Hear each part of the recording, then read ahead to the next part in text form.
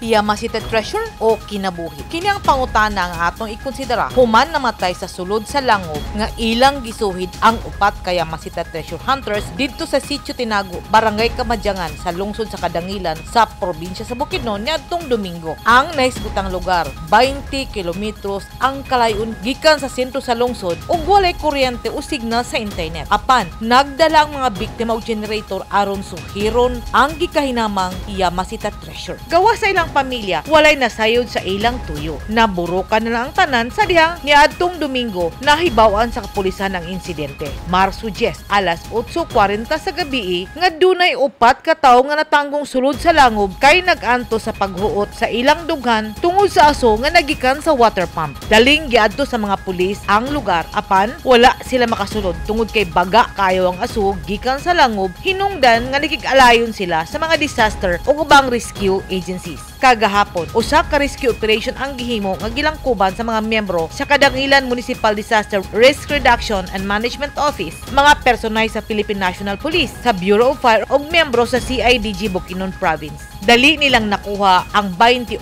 anyos nga si Ivan Ray Utida Gallardo. Pipila ka lakang lang gikan sa entrada sa langob. Sunod nga nakuha ang lawas ni Maxim Gonzaga alias Bobong, 40 anyos, walay trabaho ug residente sa Palma sa lungsod sa Kibawi. Kaganiha, bandang 1:49 sa hapon, nakita na ang lawas ni Edgardo Diaz, 65 anyos, residente sa Purok 2, Sinanguyan, Don Carlos, Bukidnon. Sumala ni Jemer Pacquiao, usa sa mga misuhid sa lugar ug mitabang sa rescue operation, nahutdan kuno sila og hangin ug sumala sa mga kabanay sa biktima, posibleng nahutdan og hangin samtang tuwa sila sa sulod. Duna usab nag-ingon nga posibleng nangahilo sila kay maskin ang mga kabyaw nga namuyo didto sa sulod sa langob nangamatay usab. Sa taho sa Municipal Disaster Risk Reduction Office, si Rudy Sumalpong na lang ang nabilin sulod sa langob ug posibleng makuha kini bisan unsang orasa karong adlaw kay natultulan na ang iyang nahimutangan. Sumala sa asawa ni Sumalpong nga si Jenny, mas maayo nga mag-antos na lang ang ilang pamilya nga manginabuhi kaysa ikambyo ang kinabuhi sa iyang bana tungod sa Yamasita treasure.